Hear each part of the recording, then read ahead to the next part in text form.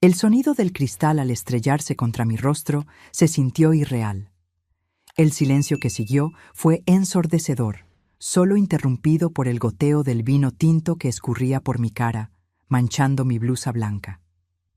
«Vieja inútil, cuando te pido más vino, obedeces», gritó mi nuera, Valeria, tambaleándose ebria en mi comedor. Fue en ese instante cuando algo dentro de mí se rompió, y no era solo el corte que sangraba en mi sien. Como fiscala retirada, sabía exactamente cómo usar la ley para mostrarle quién era la que realmente mandaba en esa casa. La pregunta era, ¿tendría el valor de hacerlo contra la esposa de mi único hijo? Pero antes de continuar, asegúrate de ya estar suscrito al canal y escribe en los comentarios, ¿desde dónde nos estás viendo? Nos encanta saber hasta dónde están llegando nuestras historias. Siempre me consideraron una mujer fuerte. 30 años trabajando en el Ministerio Público me enseñaron a mantener la compostura incluso en las situaciones más tensas. Enfrenté a criminales violentos, a corruptos de cuello blanco y hasta a psicópatas calculadores. Ninguno de ellos logró intimidarme. Pero por alguna razón, mi nuera, Valeria, se había convertido en mi punto débil. Todo comenzó hace 7 meses, cuando Miguel, mi hijo, llamó pidiendo ayuda. «Mamá, perdimos el departamento. El dueño subió la renta y no pudimos pagarla. ¿Podríamos quedarnos contigo unas semanas hasta que encontremos otro lugar?» Como cualquier madre lo haría, abrí las puertas de mi casa. Después de todo, era una residencia espaciosa para una viuda que vivía sola, y la compañía me encantaría. Las primeras semanas, todo fue bien. Miguel trabajaba como arquitecto en un estudio prometedor. Valeria decía ser gerente en una empresa de marketing digital. Salían temprano y volvían por la noche, dejando mi rutina prácticamente inalterada. Los fines de semana, cenábamos juntos y hablábamos de trivialidades. Miguel siempre fue el mediador perfecto entre nosotras dos, suavizando cualquier fricción con su buen humor. Pero entonces, las unas semanas se transformaron en meses, y poco a poco, Valeria empezó a mostrar su verdadera cara.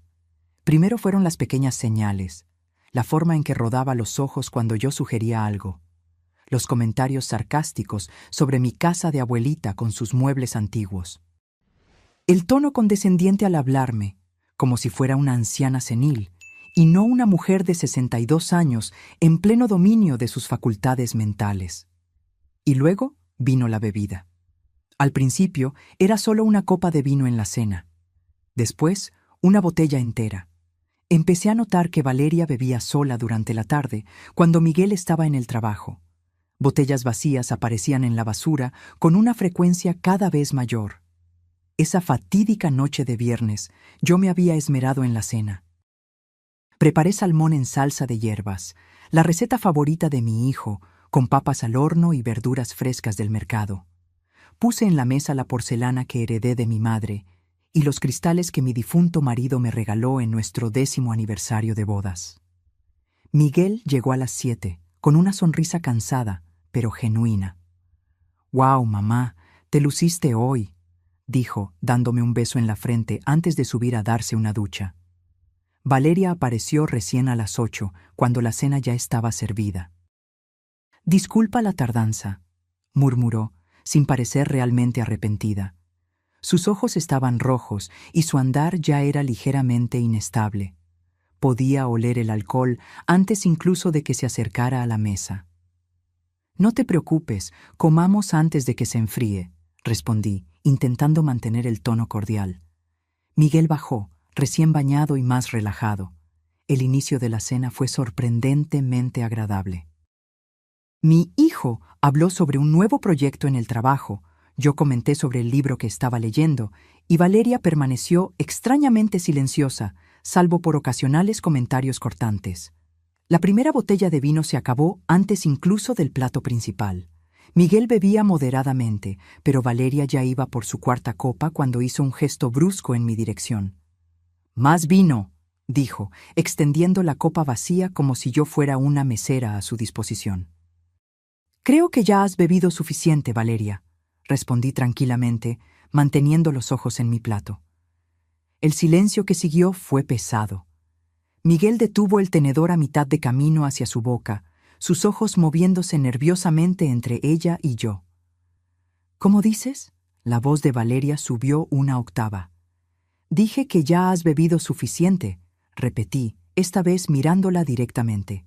Esta es mi casa y no voy a permitir que te emborraches así en mi mesa. Fue como encender la mecha. El rostro de Valeria pasó de rojo a púrpura en cuestión de segundos.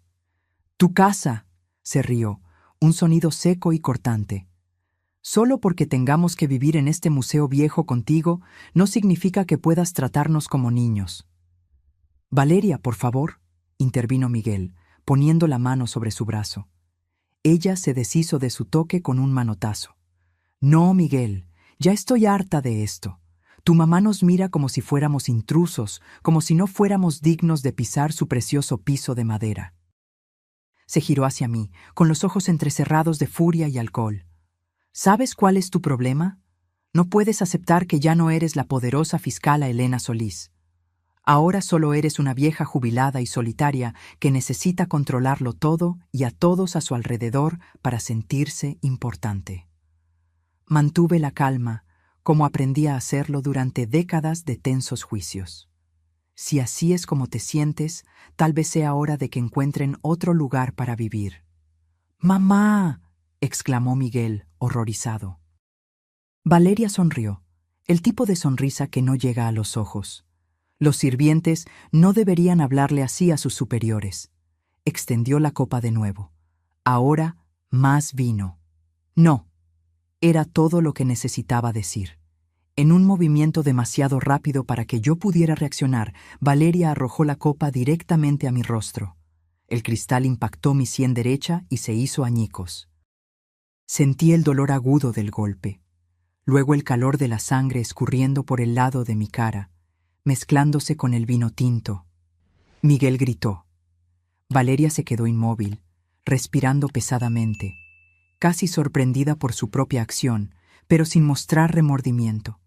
Me llevé la mano a la sien y miré mis dedos, ahora manchados de rojo. El silencio en la sala era ensordecedor.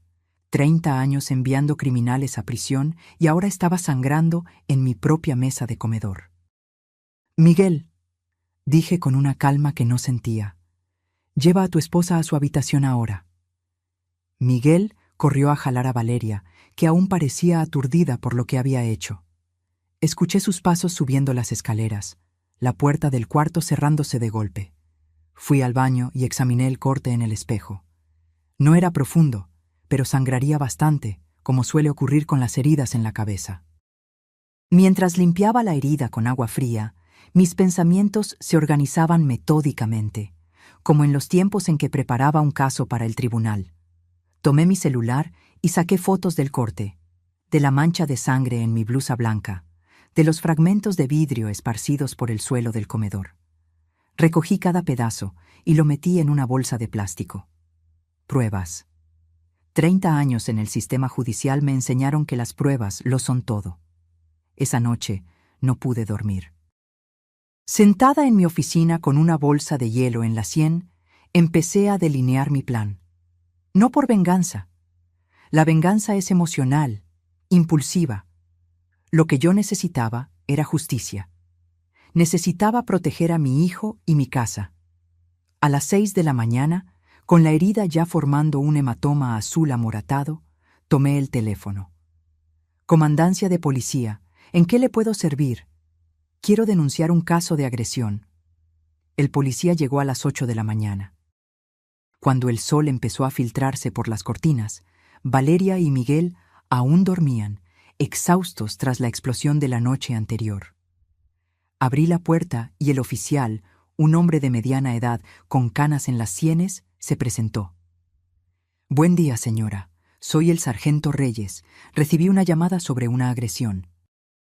Lo invité a entrar y lo llevé al comedor, donde los fragmentos de vidrio aún estaban preservados en un rincón, ahora marcados con pequeñas etiquetas numeradas que yo había preparado durante mis horas de insomnio. «Aquí fue donde ocurrió», expliqué, hablando bajo para no despertar a los dos de arriba. Mi nuera me arrojó este vaso a la cara cuando me negué a servirle más vino. Ya había bebido demasiado. Le mostré las fotos en mi celular, el corte en la sien, la sangre en la blusa. El policía anotó todo con una expresión profesional e imparcial. ¿El agresor aún está en la residencia? Sí, durmiendo en el piso de arriba con mi hijo. ¿Desea interponer una denuncia formal? Dudé solo por un segundo, pensando en Miguel. Pero luego recordé la mirada de Valeria mientras arrojaba el vaso. Esa certeza de que podía agredirme en mi propia casa y salir impune. Sí, sargento. Quiero interponer una denuncia formal. Nos sentamos a la mesa de la cocina mientras él llenaba el parte de la policía. Nombre completo de la agresora, nuestra relación, descripción detallada de lo ocurrido. Le proporcioné la información en el mismo tono que usaba para instruir a los jurados. Claro, preciso, sin ninguna emoción aparente. Estábamos terminando cuando escuché pasos en la escalera. Miguel apareció en la puerta de la cocina, con los ojos hinchados de sueño, y la confusión se transformó en horror al ver al policía. «¡Mamá! ¿Qué está pasando?». Antes de que yo pudiera responder, Valeria apareció detrás de él, también confundida, pero su rostro rápidamente se transformó en rabia al ver mi sien lastimada y al policía sentado en la mesa. «¿Qué diablos es esto?», preguntó, con la voz aún ronca de sueño. El policía se levantó. «Señora Valeria Solís, estoy aquí para investigar una denuncia de agresión que ocurrió en esta residencia anoche». Miguel me miró incrédulo. «¿Llamaste a la policía contra Valeria?». «Ella me agredió, Miguel. Me arrojó un vaso a la cara y me cortó». Mantuve la voz firme, sin remordimiento. «Fue un accidente. Estaba borracha», protestó Miguel, desesperado. «Estar ebria no es una defensa válida para una agresión física, señor», comentó el policía, en tono profesional, pero firme. Valeria dio un paso al frente, con los puños cerrados. «No puedes estar hablando en serio. Esto es ridículo. Fue una discusión familiar». «Una discusión familiar que resultó en lesiones físicas», respondí tranquilamente. «Y en mi propia casa». El policía se dirigió a Valeria. «Señora, necesito pedirle que me acompañe a la comandancia para rendir declaración». «¿Qué?», gritó ella. «¿Me va a arrestar por un vaso roto?». «En este momento, solo le pido que rinda declaración. Dependiendo de los hechos confirmados, puede ser acusada de agresión». Miguel estaba llorando ahora, alternando súplicas entre ella y yo.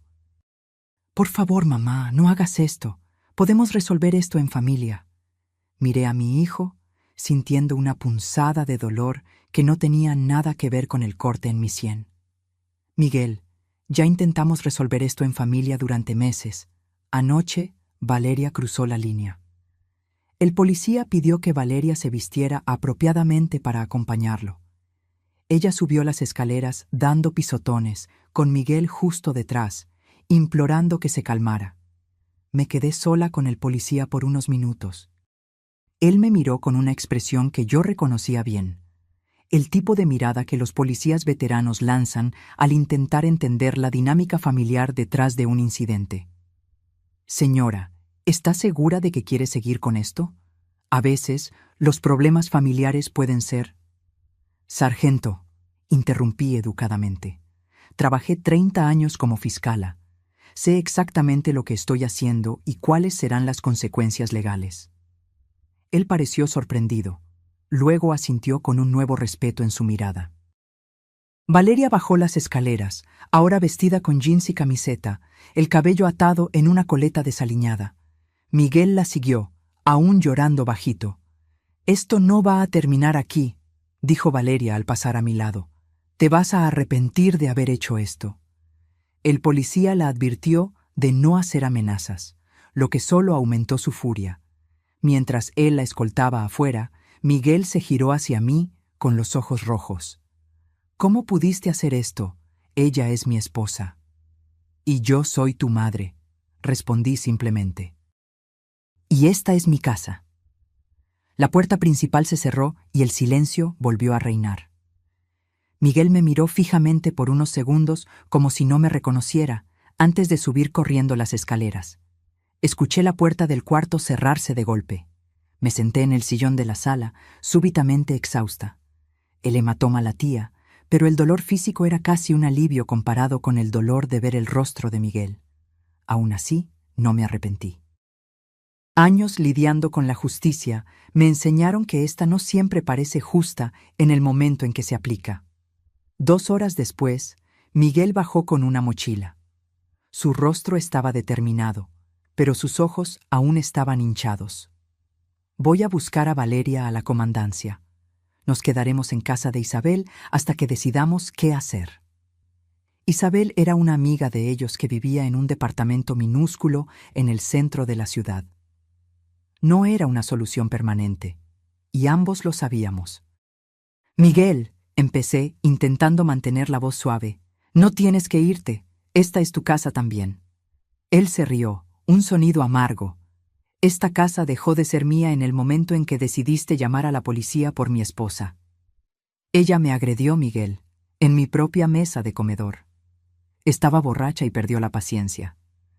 La gente comete errores y necesita responder por ellos, respondí, la voz más firme, principalmente cuando esos errores involucran violencia física. Miguel negó con la cabeza. Siempre ha sido así. La fiscala inflexible, la ley por encima de todo, incluso de tu propio hijo. Aquello dolió más que el corte en la sien, pero no dejé que se notara. Es porque te amo que estoy haciendo esto, Miguel. Valeria es abusiva y tú estás atrapado en esa relación. No te atrevas a analizar mi matrimonio. Siempre odiaste a Valeria. Siempre creíste que yo merecía algo mejor. Y lo mereces, dije tranquilamente. Mereces a alguien que te respete y que respete a tu familia. Miguel tomó las llaves del coche de la mesa de centro. Voy a buscar a mi esposa. Luego volvemos por el resto de las cosas. Cuando la puerta se cerró detrás de él, solté un suspiro largo y cansado. La casa estaba silenciosa de nuevo.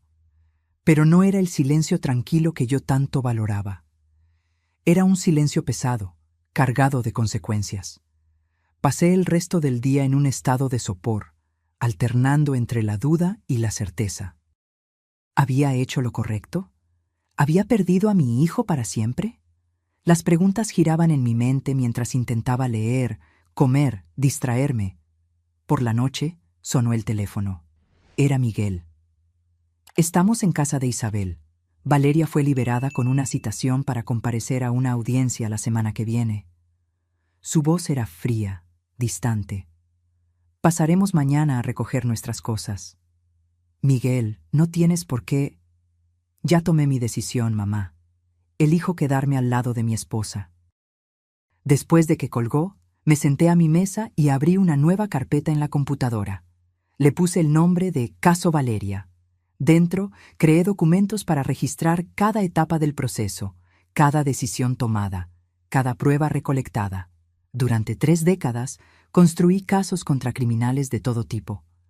Ahora, estaba construyendo un caso para salvar a mi hijo de un matrimonio tóxico, aunque, por un momento, él me odiara por eso. A la mañana siguiente, mientras esperaba a que Miguel y Valeria llegaran a recoger sus cosas, llamé a una vieja amiga. Xochitl y yo trabajamos juntas por años, ella como investigadora privada y yo como fiscala. Habíamos construido una relación de confianza mutua a lo largo de muchos casos complejos. Elena, ¿cuánto tiempo? ¿A qué debo el placer? Necesito tu ayuda, Xochitl. Es un asunto delicado. Le expliqué la situación, la agresión, la denuncia a la policía, la ruptura con Miguel. Necesito saber más sobre Valeria. Tengo un mal presentimiento sobre ella, sobre cómo están realmente viviendo. Xochitl no hizo preguntas innecesarias. Envíame sus datos, voy a investigar discretamente. 1 hora después, estacioné mi coche a 2 cuadras de la casa y esperé. No quería estar presente cuando vinieran a buscar sus pertenencias. Una confrontación directa solo empeoraría las cosas. Desde mi punto de observación, vi llegar el coche de Miguel. Él y Valeria entraron en la casa usando la llave que él todavía tenía. Observé por casi 2 horas, ocasionalmente viendo a uno de ellos a través de la ventana, cargando cajas, moviéndose rápidamente. Cuando finalmente salieron, el coche estaba visiblemente cargado. Miguel miró la casa una última vez antes de entrar en el vehículo. Incluso a la distancia, pude ver que lloraba. Valeria, por otro lado, parecía irritada, gesticulando mientras decía algo que yo no podía escuchar. Esperé 20 minutos más antes de volver a casa. La ausencia de ellos era casi física. Espacios vacíos donde antes había objetos, silencios donde antes había conversaciones. El cuarto de huéspedes que ocupaban estaba parcialmente vacío. Dejaron los muebles, obviamente, pero todos los artículos personales habían desaparecido. En el armario noté que faltaba uno de mis broches de oro, una pieza que perteneció a mi madre. Miguel sabía cuánto la valoraba. ¿Había sido un descuido o un pequeño acto de venganza? Preferí creer en la primera opción. Los días siguientes estuvieron llenos de un silencio opresivo. Miguel no me llamó. No respondió a mis mensajes. Intenté respetar su espacio, pero cada día sin noticias era una pequeña tortura. El miércoles recibí el primer informe de Xochitl. Sentada en mi oficina, abrí el archivo adjunto del correo electrónico con aprensión. Los descubrimientos fueron peores de lo que imaginaba. Valeria había sido despedida de su empleo 3 meses antes. No estaba simplemente teniendo problemas con la jefa, como alegaba durante nuestras cenas. Estaba desempleada, escondiéndoselo a todos, incluso a Miguel. Pero eso era solo el comienzo. Valeria tenía 4 tarjetas de crédito, todas sobregiradas, sumando una deuda de casi $90,000. Peor aún, 2 de esas tarjetas estaban a nombre de Miguel, probablemente abiertas con un poder notarial o usando sus datos sin su conocimiento. El informe también mostraba algo verdaderamente alarmante: 3 retiros significativos de la cuenta de retiro de Miguel en los últimos 2 meses, sumando $180,000. Para hacer esos retiros, Valeria necesitaría tener acceso a sus contraseñas o haber falsificado su firma. Había más. Pequeñas quejas en tiendas sobre cheques sin fondos, un aviso de desalojo de un departamento anterior que nunca mencionaron y, lo más preocupante, conversaciones capturadas en redes sociales donde Valeria hablaba con amigos sobre heredar una casa pronto, cuando la vieja se muera. La vieja. Yo. Sentí una ola de náusea. No era solo un caso de temperamento explosivo o una nuera irrespetuosa. Era un esquema sistemático. Valeria estaba ahogando financieramente a mi hijo mientras planeaba un futuro construido con mi muerte. Imprimí el informe completo y lo guardé en una carpeta segura. Necesitaba más. Necesitaba entender toda la extensión de la situación antes de confrontar a Miguel con estos descubrimientos. Llamé a Xochitl de nuevo. Necesito que sigas investigando, especialmente los retiros de la cuenta de retiro. Si encuentras pruebas concretas de que Valeria actuó sin la autorización de Miguel, podríamos estar hablando de crímenes financieros. Me encargo de eso, respondió Xochitl. Y Elena, ten cuidado. Si esta mujer está financieramente desesperada y cree que puede heredar algo de ti, bueno. No necesitó terminar la frase. 30 años en el sistema criminal me enseñaron que el dinero es uno de los motivadores más poderosos para actos desesperados. Esa noche, cambié las cerraduras de la casa, una precaución necesaria. La semana siguiente, ocurrió la audiencia preliminar sobre la agresión. Asistí al tribunal donde trabajé por décadas, esta vez como víctima. Era extraño sentarme del otro lado, ver a excolegas saludándome con expresiones de preocupación, escuchar susurros en los pasillos. Valeria llegó con su abogado, un joven con un traje mal ajustado que parecía recién salido de la Facultad de Derecho. Miguel no estaba con ella, lo que me sorprendió. Yo esperaba que mi hijo estuviera allí para apoyar a su esposa. La jueza era Marta Chávez, una mujer competente que conocí superficialmente durante mis últimos años antes de la jubilación.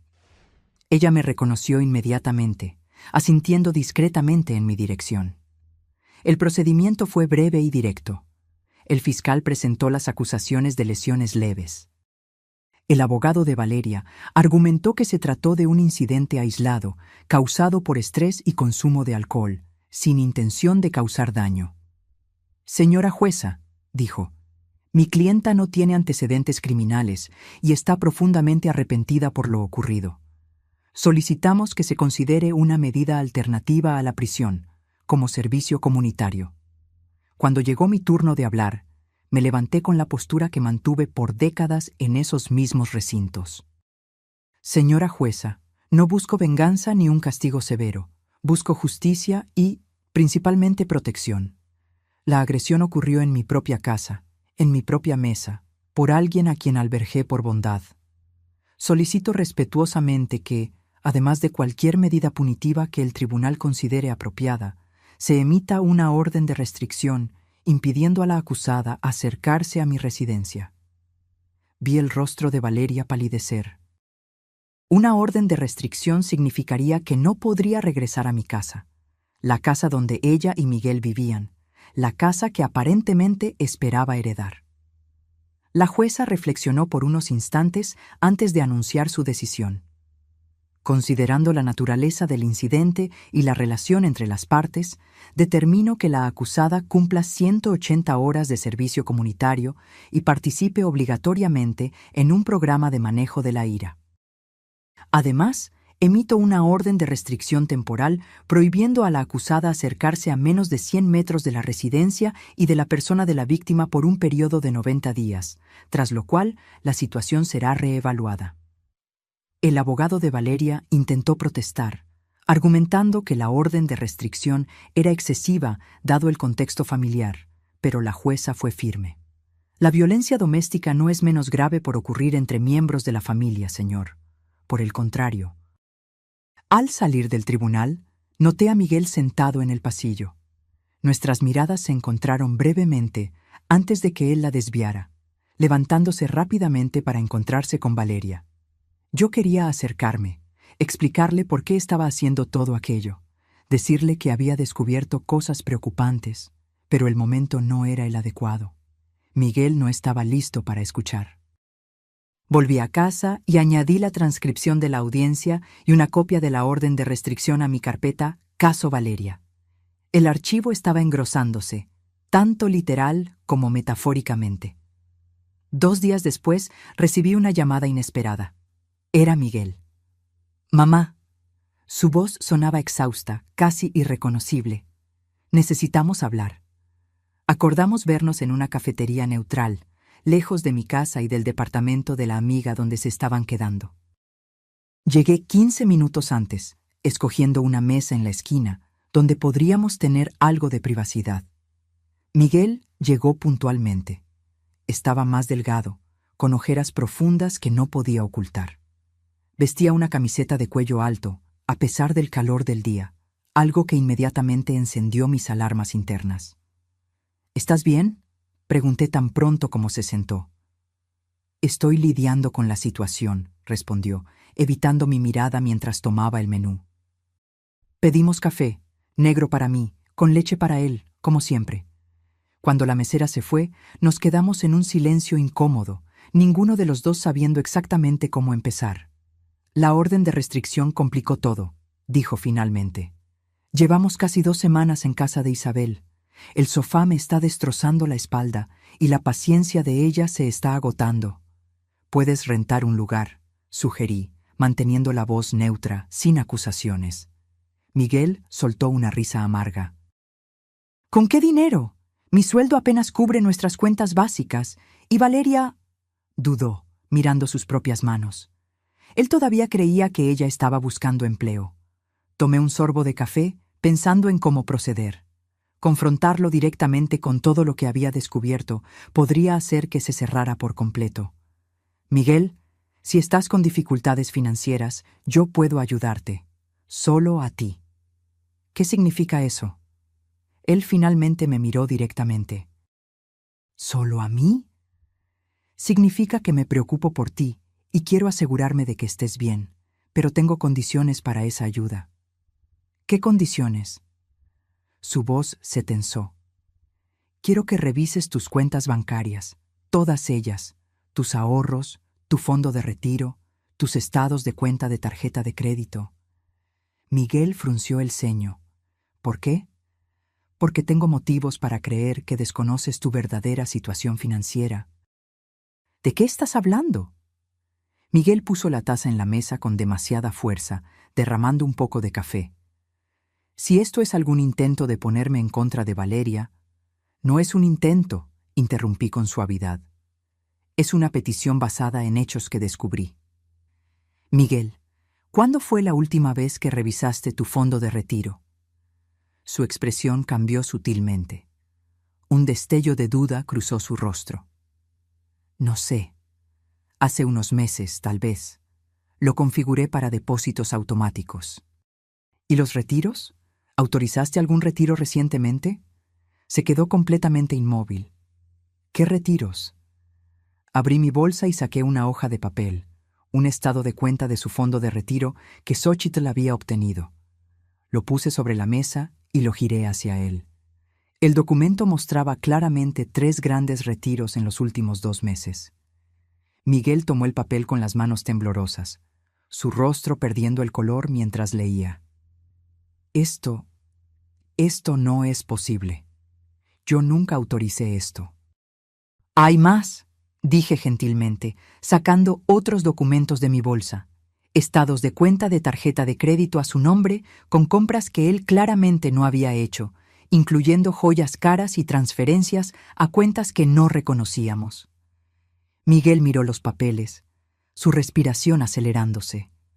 ¿Cómo conseguiste todo esto? Contraté a una investigadora privada. Después de que Valeria me agredió, me di cuenta de que algo andaba muy mal. ¿Investigaste a mi esposa?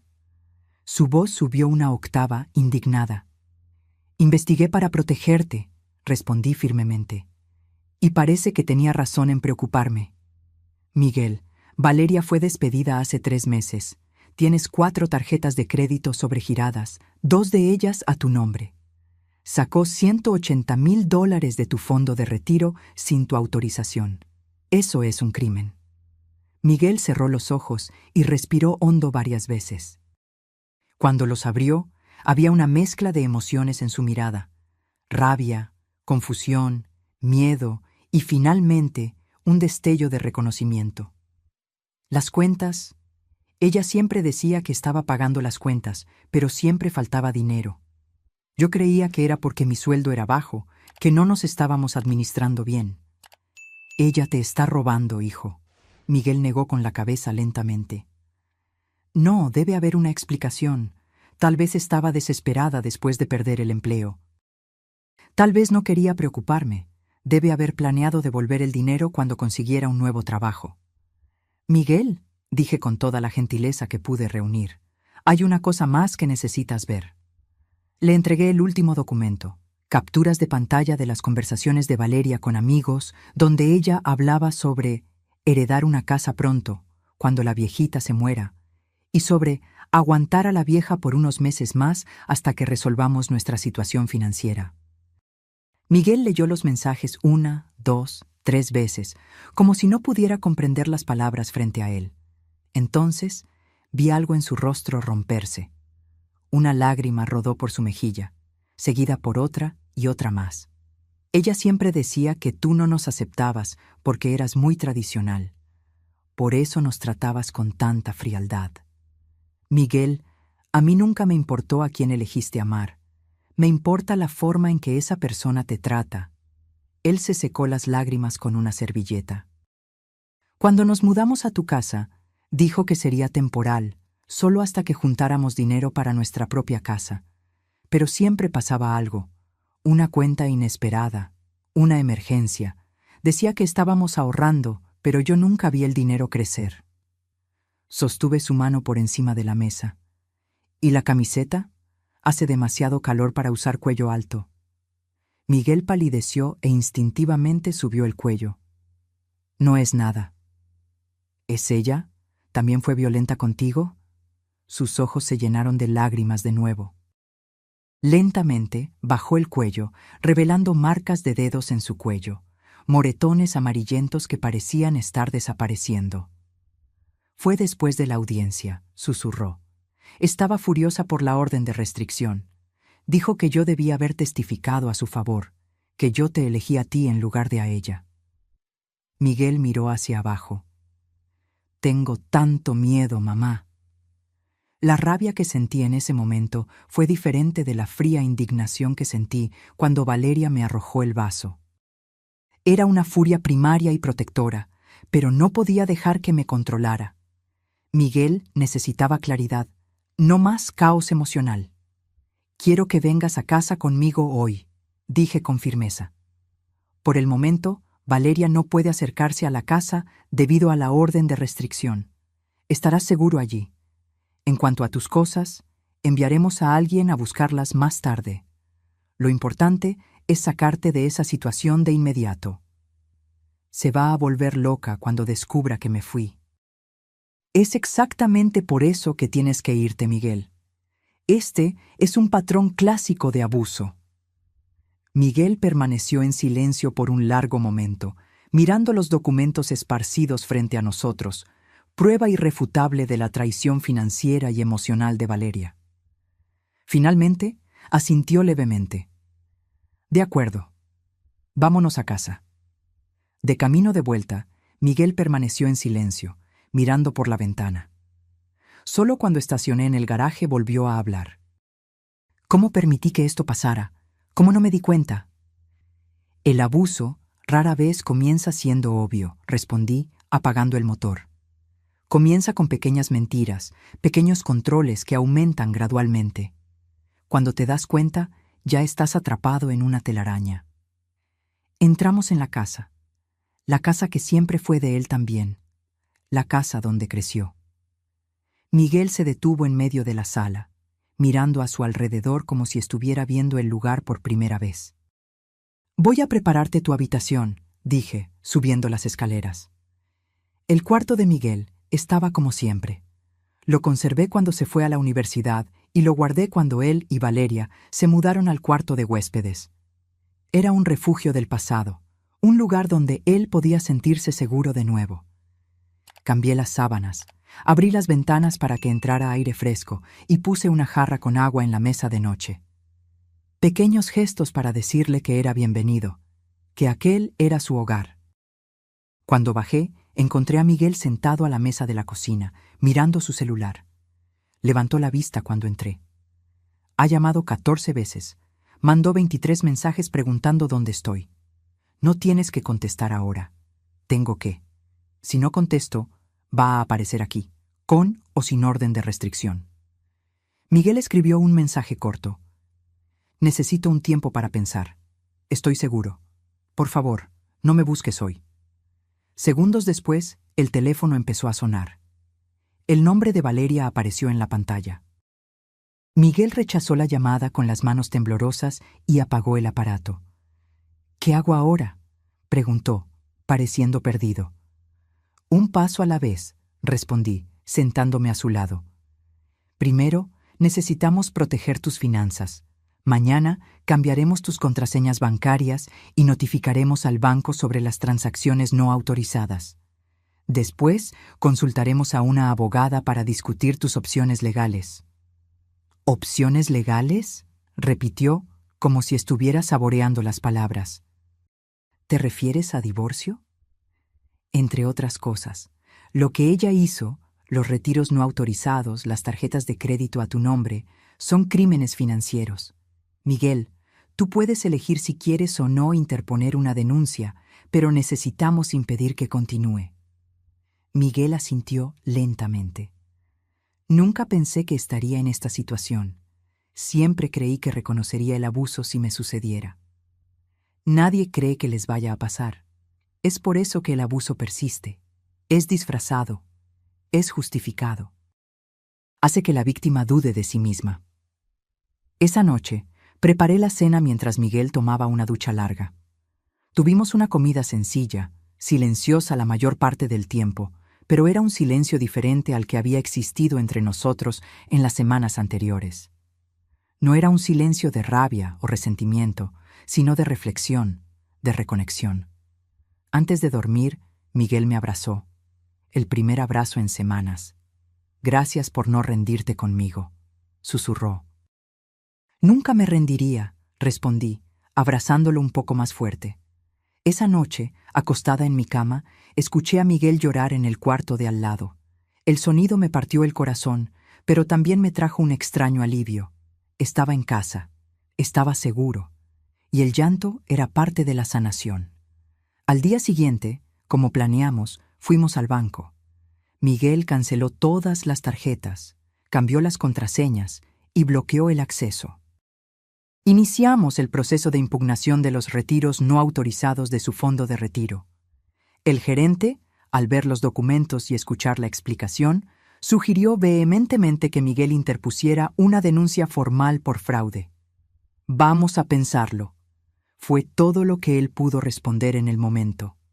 Por la tarde, nos reunimos con una abogada especializada en derecho de familia y casos de violencia doméstica. Licenciada Olvera era una mujer de mediana edad, con ojos gentiles y presencia firme, exactamente el tipo de persona que necesitábamos. Con base en lo que me dijo y en los documentos que trajo, tenemos un caso sólido para el divorcio por conducta conyugal inapropiada, explicó la licenciada Olvera. El abuso financiero está bien documentado y, con las evidencias de abuso físico, podemos solicitar una orden de restricción permanente, no solo la temporal que ya existe. Miguel respiró hondo. ¿Y si no quiero que vaya a la cárcel? Entiendo su vacilación, respondió la licenciada Olvera gentilmente. Muchas víctimas de violencia doméstica tienen sentimientos conflictivos sobre procesar criminalmente a sus agresores. Podemos concentrarnos inicialmente en el divorcio y en la protección de sus bienes. Las denuncias criminales pueden ser una decisión separada que usted tomará cuando esté listo. Saliendo de la oficina, Miguel parecía simultáneamente exhausto y aliviado. «Parece que estoy despertando de una pesadilla», comentó mientras volvíamos a casa. «Es un proceso», respondí. «No se va a resolver de la noche a la mañana». «Lo sé, pero al menos ahora estoy caminando en la dirección correcta». Aquella noche fue interrumpida por un ruido en la puerta principal alrededor de las 10. Golpes furiosos, el timbre sonando repetidamente. Miguel y yo nos miramos en el sofá donde veíamos una película. «Es ella», susurró Miguel, con miedo evidente en su voz. «No puede entrar», le aseguré, tomando el teléfono. «Y está violando la orden de restricción. Voy a llamar a la policía». Los golpes continuaron, volviéndose más fuertes a medida que yo relataba la situación a la operadora del 911. «Mi nuera está violando una orden de restricción, intentando entrar a la fuerza en mi casa. Necesitamos una patrulla de inmediato». «Miguel», la voz de Valeria penetró por la puerta. «Sé que estás ahí dentro». «Abre esta puerta ahora mismo». Miguel se encogió en el sofá, temblando. Fui hacia él y sostuve sus manos. «Todo está bien. No puede entrar. La policía está en camino». Valeria continuó gritando, amenazando y suplicando alternadamente. El ruido atrajo la atención de los vecinos. Vi luces encendiéndose en las casas cercanas, rostros apareciendo en las ventanas. Cuando la patrulla llegó, 7 minutos después, Valeria aún estaba en el pórtico, pateando la puerta. La policía la consideró en flagrante violación de la orden de restricción. Observamos por la ventana mientras la arrestaban. Continuó mirando la casa, gritando el nombre de Miguel, incluso mientras la subían a la patrulla. «¿Qué va a pasar con ella ahora?», preguntó Miguel con la voz casi inaudible. «Será arrestada por violación de la orden de restricción», respondí. «Eso tiene graves consecuencias». Esa noche, Miguel durmió en mi habitación, como hacía cuando era pequeño y tenía pesadillas. Pero esta vez, la pesadilla estaba afuera, siendo llevada. A la mañana siguiente, recibí una llamada del delegado responsable por el caso de violación de la orden de restricción. Valeria quedaría detenida hasta la audiencia de control programada para el día siguiente.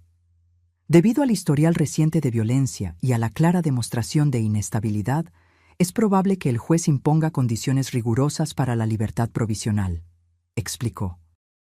Eso puede incluir tobillera electrónica y supervisión constante. Agradecí la información y colgué, sintiendo una mezcla de alivio y preocupación. Miguel aún dormía. Los acontecimientos de la noche anterior lo habían agotado completamente. Preparé el desayuno y dejé una nota explicando dónde podría encontrarme. Yo tenía una reunión agendada con Xochitl para discutir los nuevos descubrimientos. Nos encontramos en su pequeña oficina en el centro de la ciudad. Xochitl pareció preocupada al saludarme. «Elena, descubrimos más cosas sobre Valeria, cosas que necesitas ver». Abrió una carpeta y esparció documentos sobre la mesa. Había registros policiales de 2 ciudades diferentes, ambos involucrando a Valeria en casos de violencia doméstica y fraude financiero. «Ya hizo esto antes», explicó Xochitl. «En Guadalajara hace 5 años y en Monterrey hace 3. En ambos casos se involucró con personas financieramente estables, se mudó a sus casas, empezó a manipular sus finanzas y, eventualmente, se volvió violenta». Sentí un escalofrío. ¿Y qué pasó en esos casos? En el primero, la víctima retiró las denuncias después de que Valeria prometió cambiar. En el segundo, hubo un acuerdo extrajudicial. La víctima pagó una suma considerable para sacar a Valeria de su vida. «Es una depredadora en serie», murmuré, mirando los documentos. «Y Miguel era solo la víctima más reciente». «Exactamente. Y hay algo más». Xochitl dudó, como si estuviera eligiendo las palabras con cuidado. «Encontramos evidencias de que Valeria investigó recientemente sobre seguro de vida y herencia, específicamente cómo asegurar derechos de herencia a través del matrimonio». Un escalofrío recorrió mi espalda. Las implicaciones eran claras y aterradoras. «¿Crees que ella...?» No pude terminar la frase. «No puedo afirmar con certeza que estuviera planeando algo específico», respondió Xochitl. «Pero el patrón es preocupante. Agotó los recursos financieros de Miguel. Sabía que tú tenías una casa valiosa y otros bienes.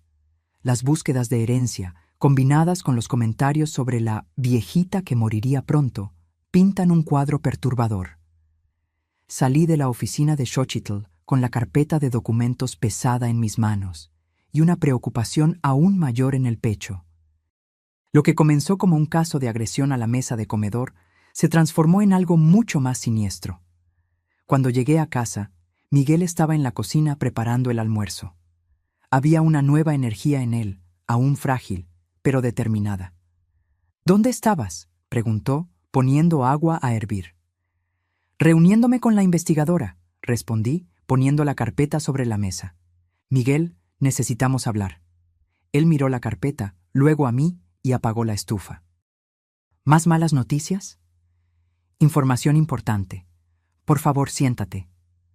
Le mostré los documentos, explicando cuidadosamente los patrones de comportamiento de Valeria en relaciones anteriores.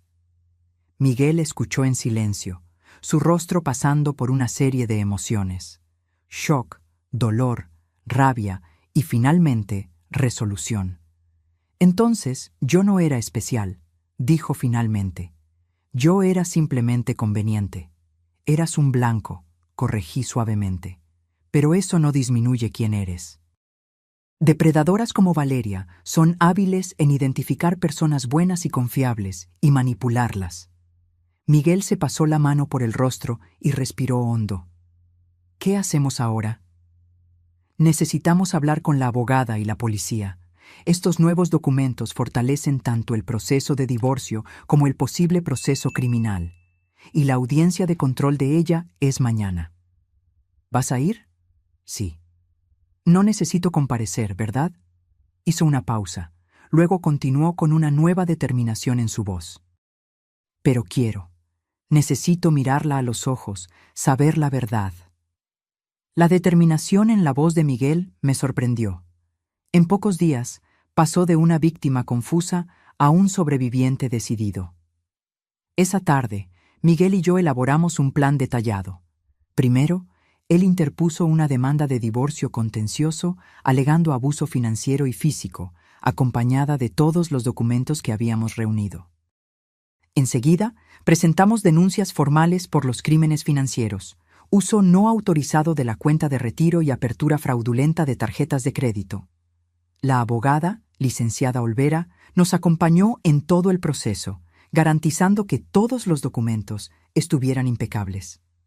Queremos crear un caso tan sólido que no haya margen para que se escape, explicó. La combinación de los procesos civil y criminal creará una presión inmensa. A la mañana siguiente nos preparamos para la audiencia de control. Miguel eligió ropa sobria, pantalón de vestir negro y camisa blanca, el tipo de ropa que usaría en una entrevista de trabajo importante. Yo opté por uno de los trajes que solía usar cuando aún era fiscala, un sutil recordatorio al tribunal de quién era yo.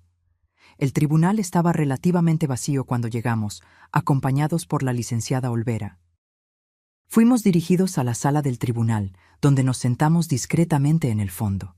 Miguel sostuvo mi mano con fuerza, sus dedos fríos a pesar del calor del día.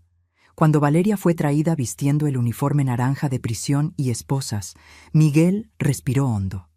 Era la primera vez que la veía desde la noche de la invasión. Valeria examinó la sala y sus ojos se fijaron en nosotros.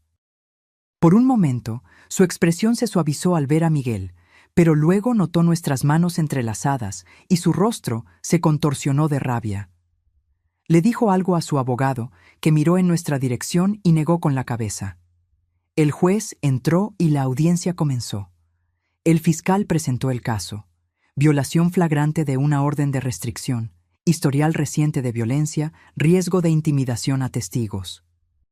Además, señor juez, añadió, tenemos información de que la acusada tiene historial de comportamiento similar en otras jurisdicciones, habiéndose involucrado en casos anteriores de violencia doméstica y fraude en Guadalajara y Monterrey. Esa información era nueva para Valeria. Se giró bruscamente hacia el abogado, visiblemente impactada. No esperaba que su pasado la alcanzara tan rápidamente. El defensor público intentó argumentar que Valeria tenía lazos con la comunidad, no representaba riesgo real y podía esperar el juicio en libertad.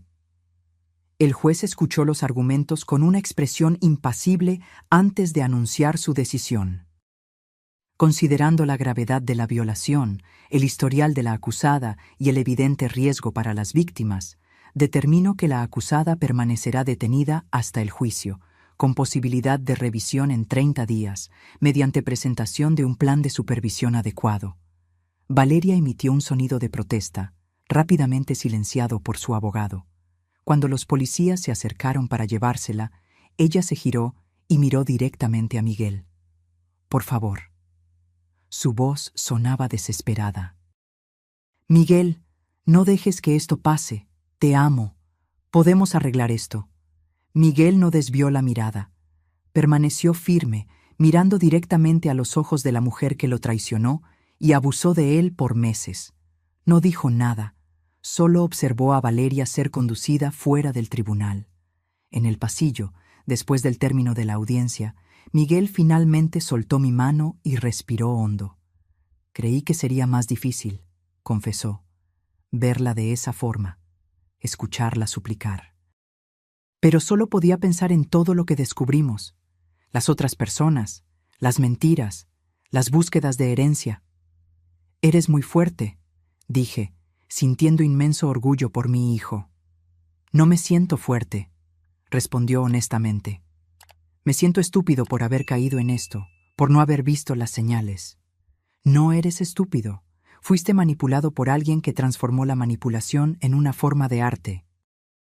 De camino de vuelta a casa, paramos en una tienda de materiales de construcción y compramos pintura. Miguel había decidido repintar su cuarto, un acto simbólico de un nuevo comienzo. Eligió un azul suave, casi azul cielo, el color del cielo después de que pasa la tormenta, como él lo describió.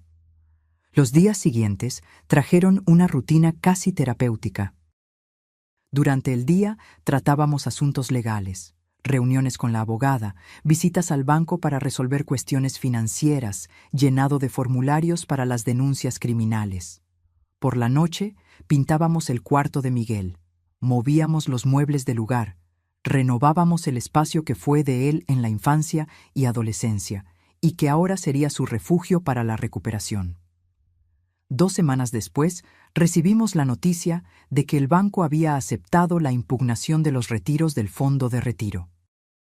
Los $180,000 serían devueltos a la cuenta de Miguel, y el banco cooperaría con la investigación criminal contra Valeria.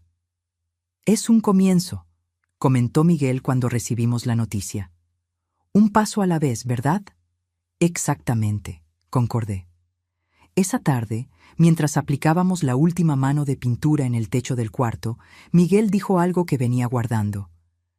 ¿Sabes cuál es la cosa más difícil de aceptar? No es el dinero, no son las mentiras, ni siquiera la violencia. Es darme cuenta de que los últimos 2 años de mi vida se basaron en una farsa, que la persona que yo amaba nunca existió de verdad. Bajé de la escalera y me senté en el borde de la cama, protegida por lonas plásticas. Lamentar lo que pensabas tener es a menudo mucho más difícil que lamentar lo que realmente perdiste. Miguel asintió, bajando de la escalera y sentándose a mi lado. ¿Cómo puedo seguir adelante después de esto? ¿Cómo puedo confiar en alguien de nuevo? Lentamente, respondí con cuidado, con el apoyo de personas que realmente te aman, y recordando que lo que pasó no define quién eres o lo que mereces en la vida. Él apoyó la cabeza en mi hombro, manchando mi camiseta vieja con pintura azul. No me importó en lo más mínimo. «Gracias por no rendirte conmigo», murmuró. «Incluso cuando estaba enojado contigo, incluso cuando elegí el lado equivocado». «Es lo que hacen las madres», respondí simplemente. «Esperamos el momento en que nuestros hijos estén listos para escuchar. Entonces, estamos allí para ayudarlos a reconstruir». 1 mes pasó. La vida volvió a la normalidad, o a una nueva normalidad. Miguel había regresado a su trabajo en el estudio de arquitectura, ahora a tiempo completo. Yo había retomado mis rutinas de jubilada, lectura por la mañana, jardinería por la tarde, cenas ocasionales con amigos. El proceso criminal contra Valeria progresó lentamente, como es típico en el sistema judicial.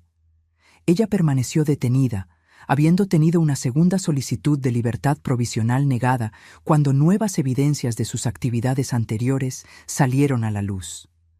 Miguel empezó a ir a terapia 2 veces por semana, buscando entender qué lo había vuelto vulnerable al abuso y cómo construir relaciones más saludables en el futuro. Algunas noches yo lo escuchaba llorar en el cuarto, pero los episodios se estaban volviendo menos frecuentes, menos intensos. Una tarde de sábado, mientras preparábamos el almuerzo juntos, una actividad que se había convertido en un ritual reconfortante, sonó el teléfono. Era la licenciada Olvera, la abogada. «Tengo novedades», dijo. «El abogado de Valeria se comunicó conmigo proponiendo un acuerdo judicial». Miguel puso el teléfono en altavoz para que yo también pudiera escuchar. «¿Qué tipo de acuerdo?» «Ella se declara culpable de los crímenes financieros y de la violación de la orden de restricción a cambio de una pena reducida. 2 años de prisión seguidos de 3 años de libertad condicional supervisada. También acepta el divorcio sin objeción, renunciando a cualquier derecho a tus bienes o a la futura herencia de tu madre». Miguel me miró, sus ojos buscando orientación. «¿Qué opinas?» «La decisión es tuya, Miguel, pero 2 años de prisión más 3 de libertad condicional es una pena significativa. Y lo más importante, ella estaría admitiendo legalmente lo que hizo». «Si no aceptamos», Miguel le preguntó a la licenciada Olvera, «¿qué pasa?» «Iremos a juicio. Con las pruebas que tenemos, creo que podemos conseguir una condena más dura, tal vez 4 o 5 años de prisión. Pero los juicios son impredecibles, y tú tendrías que testificar, reviviendo todo públicamente». Miguel respiró hondo. «¿Puedo pensarlo?» «Claro», respondió la licenciada Olvera. Nos dieron un plazo de 3 días para analizar la propuesta. Después de colgar, Miguel volvió silenciosamente a picar las verduras para la ensalada. Respeté su silencio, dándole espacio para procesar. No sé si quiero verla en la cárcel por 5 años, dijo finalmente. No por venganza. Pero tampoco sé si 2 años son suficientes para sentirme seguro cuando salga. La libertad condicional supervisada no es un juego, comenté. Tendría que presentarse regularmente. No podría acercarse a ti. Tendría que participar en programas de rehabilitación. Cualquier violación la mandaría de vuelta a la cárcel. Miguel asintió, absorbiendo la información, y el divorcio sería más rápido si ella no lo impugnara. Mucho más rápido y menos desgastante emocionalmente para ti. Continuó cortando tomates en silencio por unos minutos más. Voy a pensar en ello. Quiero tomar la decisión correcta por los motivos correctos. 2 días después, Miguel pidió acompañarme a la oficina de la licenciada Olvera. Había tomado su decisión. Quiero aceptar el acuerdo judicial, anunció tan pronto como nos sentamos.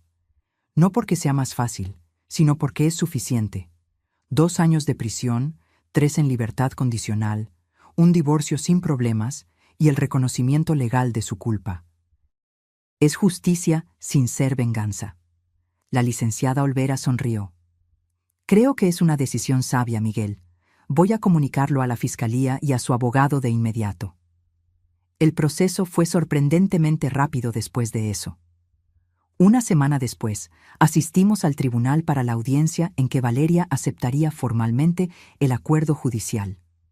Era la primera vez que Miguel la veía desde la audiencia de control, un mes antes. Valeria parecía haber envejecido años en solo unas semanas. El uniforme de prisión le quedaba holgado en su cuerpo más delgado. Su cabello, antes perfectamente teñido, ahora exhibía raíces oscuras. Cuando nos vio entrando en el tribunal, sus ojos se fijaron en Miguel con una intensidad perturbadora. El juez revisó los términos del acuerdo en detalle antes de dirigirse a la acusada. Señora Santos, usted entiende que, al declararse culpable, está admitiendo haber cometido los crímenes de fraude financiera, agresión y violación de orden judicial? Sí, señor juez, respondió Valeria, con la voz más áspera de lo que recordaba. ¿Y lo está haciendo voluntariamente, consciente de las consecuencias? Sí. Muy bien. Este tribunal acepta su declaración de culpabilidad y la condena a 2 años de prisión, seguidos de 3 años de libertad condicional supervisada. Los términos específicos de la libertad condicional incluyen la prohibición absoluta de contacto con las víctimas, participación obligatoria en programas de manejo de la ira y tratamiento para dependencia de alcohol, además de restitución financiera conforme a lo estipulado en el acuerdo civil. El juez golpeó el martillo, finalizando la sentencia. Cuando los policías se acercaron para llevársela, Valeria se giró hacia nosotros una última vez. «Miguel», gritó, ignorando las advertencias del guardia. «Lo siento mucho por todo». Miguel no respondió. Solo la miró fijamente por unos segundos antes de desviar la mirada. Era el desenlace que él necesitaba. No un perdón, no una reconciliación, solo el reconocimiento silencioso de que aquel capítulo estaba llegando a su fin. En el pasillo, después del término de la audiencia, Miguel finalmente soltó mi mano y respiró hondo. Creí que sería más difícil, confesó. Verla de esa forma, escucharla disculparse, pero solo podía pensar en todo lo que descubrimos, las otras personas, las mentiras, las búsquedas de herencia. «Fuiste muy fuerte», dije, sintiendo inmenso orgullo por mi hijo. «No me siento fuerte», respondió honestamente. «Me siento ingenuo por haber caído en esto, por no haber visto las señales». «No eres ingenuo. Fuiste manipulado por alguien que transformó la manipulación en una forma de arte». De camino de vuelta a casa, paramos en una florería. Miguel decidió comprar algunas plantas para el jardín, otro acto simbólico de renovación. Eligió girasoles, siempre orientados hacia la luz, como él mismo observó. Los meses siguientes trajeron una rutina de reconstrucción. Miguel continuó su terapia y empezó a participar en un grupo de apoyo para sobrevivientes de violencia doméstica. Al principio, era el único hombre en el grupo, algo que lo dejó dudoso. Pero pronto encontró su lugar, su voz, su fuerza para compartir su historia. Poco a poco, el Miguel que yo conocía, creativo, gentil, lleno de sueños, empezó a reaparecer. Volvió a dibujar en su tiempo libre, algo que había abandonado durante la relación con Valeria. Volvió a asistir a exposiciones de arte y a reunirse con los amigos que había alejado. 4 meses después de la sentencia de Valeria, recibí una llamada inesperada de la oficina de la licenciada Olvera. Señora Solís, tenemos una información importante. Valeria aceptó proporcionar testimonios contra otros cómplices en esquemas de fraude similares, a cambio de una pequeña reducción en la pena.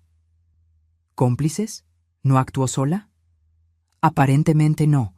Las investigaciones revelaron que Valeria formaba parte de una red mayor de individuos que apuntaban a personas financieramente estables para manipulación y fraude.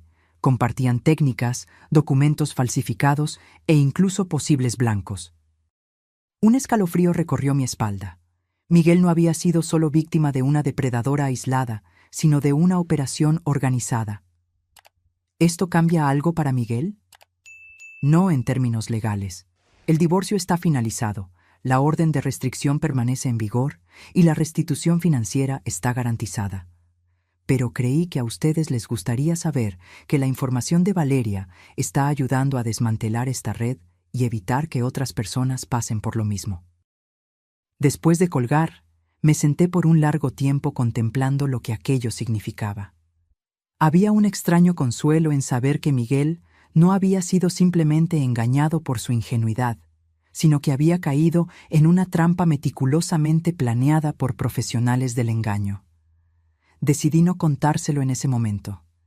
Él estaba finalmente encontrando paz, reconstruyendo su vida paso a paso. Esa información podía esperar hasta que estuviera más fortalecido. 6 meses después del incidente con el vaso de vino, participé en una conferencia sobre violencia doméstica en la universidad local. Por invitación de la Fiscalía, compartí mi experiencia como fiscala y como madre de un sobreviviente de abuso. Hablé sobre las señales que ignoramos, sobre cómo el abuso puede ocurrir en cualquier familia, independientemente de la educación o el estatus social. Muchas veces, pensamos en la violencia doméstica como algo que les sucede a otros, concluí mi discurso. Algo distante de nuestra realidad, algo que podríamos reconocer y evitar fácilmente. La verdad es que puede estar sentada a nuestra mesa de comedor, disfrazada de amor, camuflada de preocupación, oculta bajo capas de manipulación. Y a veces es necesario que un vaso se rompa para que podamos ver la realidad con claridad. Al bajar del escenario, fui sorprendida por un rostro familiar en la platea. Miguel estaba allí, en la última fila, con los ojos llorosos. No me había dicho que vendría. «Estuviste increíble», dijo cuando nos encontramos en el pasillo. «No sabía que vendrías». Necesitaba verte hablando de eso. Necesitaba escuchar tu perspectiva. Hizo una pausa, poniendo las manos en los bolsillos, un gesto que siempre hacía cuando estaba nervioso. «Quería contarte algo. Decidí estudiar psicología. Quiero trabajar con víctimas de abuso, especialmente hombres, que a menudo tienen dificultad en pedir ayuda o incluso reconocer el abuso». Mi corazón se llenó de orgullo. «Miguel, eso es maravilloso. Fuiste tú quien me inspiró. La forma en que luchaste por mí, incluso cuando yo no quería ser salvado». Él sonrió, una sonrisa genuina que no veía hacía mucho tiempo. «Creo que estoy siguiendo tus pasos, de alguna forma. Tú siempre luchaste por la justicia en el tribunal.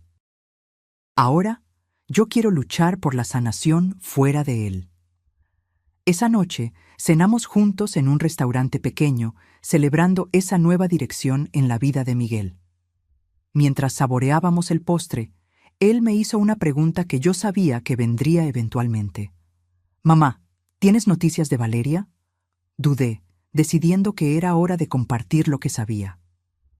Está colaborando con las investigaciones. Parece que formaba parte de un grupo mayor de defraudadores. Miguel asintió lentamente. Eso... De alguna forma, eso ayuda. Saber que no fue solo conmigo, que no fue porque yo era particularmente tonto o ingenuo. Nunca fuiste tonto, Miguel. Fuiste solo un buen hombre que creyó en lo mejor de las personas. Y sigo creyendo, dijo, sorprendiéndome. Solo que ahora también creo en las señales de alerta. Creo en mi intuición cuando algo no parece estar bien. Eso es sabiduría, no cinismo, respondí, tomando su mano sobre la mesa. ¿Sabes lo que me ayudó más que nada en todo este proceso?, preguntó, mirándome a los ojos. Fue verte esa noche, con sangre escurriendo por el rostro, aún así manteniendo la calma y la dignidad. Fue darme cuenta de que incluso herida, no perdiste tu fuerza. Eso me mostró que yo también podía sobrevivir, que yo también podía sanar. Sentí lágrimas en mis ojos, emocionada con sus palabras. Los dos sobrevivimos y salimos más fuertes. Un año después del incidente con el vaso de vino, nuestra vida había encontrado un nuevo ritmo. Miguel estaba en el segundo semestre de psicología, apasionado por la carrera y decidido a hacer una diferencia en la vida de otros sobrevivientes de abuso. Yo me había convertido en una conferencista regular en eventos sobre violencia doméstica, usando mi experiencia como fiscala y como madre para educar y concientizar. Valeria cumplía su pena, y por lo que supimos a través de la licenciada Olvera, continuaba colaborando con las autoridades. Sus informaciones habían llevado a la detención de 7 personas más involucradas en el esquema de fraude y abuso. Pequeñas victorias en el gran sistema de justicia que yo conocía tan bien. Una mañana de domingo, mientras tomábamos café en la terraza, Miguel trajo un periódico y lo puso frente a mí. «Hay un artículo que deberías leer», dijo, señalando una nota en la sección de sociedad. El título decía: Grupo de apoyo para hombres víctimas de violencia doméstica gana sede propia. La foto mostraba a Miguel al lado de otros 3 hombres, todos sonrientes frente a una casa pequeña, pero acogedora. «No me contaste sobre esto», dije, mirándolo con sorpresa. Quería que fuera una sorpresa. Conseguimos el financiamiento de la alcaldía y de una fundación privada. Vamos a ofrecer apoyo psicológico, orientación legal y grupos de terapia, todo gratuito. «Miguel, eso es increíble». Mi voz desbordaba de orgullo. Todo comenzó con ese grupo de apoyo al que asistí. Me di cuenta de que había muchos hombres como yo, sufriendo en silencio porque la sociedad no reconoce fácilmente el abuso cuando la víctima es un hombre. Hizo una pausa, tomando un sorbo de café. ¿Sabes? Al inicio de la terapia, yo tenía mucha vergüenza. Me sentía menos hombre por haber sido abusado, por no haber controlado la situación. Fue un largo camino hasta entender que el abuso no tiene género, que cualquier persona puede ser víctima. Y ahora estás ayudando a otros a recorrer ese mismo camino. ¿Sí? ¿Y sabes qué más? Invité a Xochitl a dar conferencias sobre las señales de alerta financieras. Aceptó ofrecer consultorías gratuitas una vez al mes. A ella le encantará eso, respondí, pensando en cómo mi amiga investigadora se había convertido en una aliada importante en esta jornada. Y hay una cosa más, continuó Miguel, un poco dudoso. Me gustaría que fueras nuestra asesora legal voluntaria, una vez al mes, para orientar a las personas sobre sus derechos, sobre cómo navegar el sistema de justicia. Sentí un nudo en la garganta. Sería un honor. Esa tarde, visitamos la nueva sede del grupo. Era una casa antigua reformada, con salas acogedoras para terapia, una pequeña biblioteca y una cocina comunitaria. Miguel me presentó a los otros fundadores, todos sobrevivientes de abuso, todos determinados a transformar su dolor en propósito. Mientras caminábamos por los cuartos, deteniéndonos para admirar el trabajo de renovación, no pude dejar de pensar en la ironía de todo aquello. Hace un año, yo estaba con un corte en la sien, sangrando en mi propia mesa de comedor, temiendo haber perdido a mi hijo para siempre. Ahora estábamos más unidos que nunca, unidos no solo por la sangre, sino por la experiencia compartida de supervivencia y renacimiento. En la pequeña sala que sería mi oficina de consultoría, había una mesa simple con una placa que decía Dr. Elena Solís, asesora legal. Al lado, en la pared, un marco vacío. «¿Qué va aquí?», pregunté, señalando el marco. «Aún no lo decido», respondió Miguel. «Pensé en poner tu diploma, pero parece demasiado formal para el ambiente que queremos crear». Reflexioné por un momento antes de sugerir: «¿Qué tal esa foto nuestra en el lago, del verano pasado? El primer viaje que hicimos después de todo». El rostro de Miguel se iluminó. «Perfecto. Muestra que hay vida y alegría después del trauma». De vuelta a casa, pasamos por una tienda de antigüedades. En la vitrina, un conjunto de copas de cristal llamó mi atención. Me detuve para mirarlas, sintiendo una mezcla de emociones. «Podemos comprarlas, si quieres», dijo Miguel, notando mi interés. «No estoy segura», respondí honestamente. «Sabes, por mucho tiempo yo no podía ni mirar copas de vino sin sentir ansiedad», confesó él. «Pero la semana pasada cené en casa de un colega y logré sostener una copa sin temblar. Pequeñas victorias, como dice mi terapeuta». Miré a mi hijo, maravillada con su jornada. «Pequeñas victorias», repetí. «Creo que sí, llevaremos el conjunto». Aquella noche hicimos algo que no hacíamos hacía mucho tiempo. Abrimos una botella de vino. No para olvidar, no para anestesiar, sino para celebrar. Para marcar un año de sanación, un año de reconstrucción, un año de descubrimientos sobre nosotros mismos y sobre lo que realmente importa. En las nuevas copas de cristal, el vino brillaba bajo la luz de la cena. Miguel levantó la suya en un brindis. «Por la supervivencia», dijo él. «Por la sanación», añadí. «Y por la copa rota que nos liberó», concluyó con una leve sonrisa. Mientras el cristal tintineaba gentilmente, pensé en cómo un momento de violencia, por terrible que fuera, había desencadenado una serie de eventos que trajeron no solo justicia, sino también sanación y propósito. El vaso roto destrozó más que cristal aquella noche. Destruyó el poder que Valeria tenía sobre Miguel, las mentiras que construyeron su relación, y la ilusión de que el abuso solo les sucede a otras personas. En su lugar, construimos algo nuevo y más fuerte. Un vínculo renovado entre madre e hijo, un propósito compartido de transformar nuestra propia experiencia traumática en esperanza para los demás. Hoy, cuando miro la pequeña cicatriz en mi sien derecha, un recordatorio permanente de aquella noche, ya no siento rabia o miedo. Siento una extraña gratitud por el despertar doloroso que representó. Aquella copa rota no solo expuso la verdad sobre Valeria, nos liberó para reconstruir nuestras vidas con más honestidad, más claridad y más compasión. Como fiscala, pasé 3 décadas buscando justicia en el tribunal. Ahora, al lado de mi hijo, encontré un tipo diferente de justicia, la que viene de la sanación, de la transformación y de la capacidad de usar nuestro propio dolor para aliviar el de los otros. No siempre es fácil. Hay días en que Miguel todavía lucha con la vergüenza, días en que yo todavía me cuestiono si podría haber percibido las señales antes, pero entonces veo el trabajo que estamos haciendo, las vidas que estamos tocando, y sé que estamos exactamente donde deberíamos estar. A veces es necesario que algo se rompa completamente para que podamos reconstruirlo más fuerte, más auténtico e infinitamente más precioso de lo que era antes. Como aquel vaso de cristal que se hizo añicos en mi sien, nuestra familia se rompió momentáneamente, pero lo que construimos a partir de los fragmentos, este nuevo vínculo, este nuevo propósito, es mucho más valioso que cualquier copa intacta jamás podría ser. Ahora, si te gustó esta historia, haz clic en suscribirse y dime en los comentarios qué parte te dejó con la boca abierta.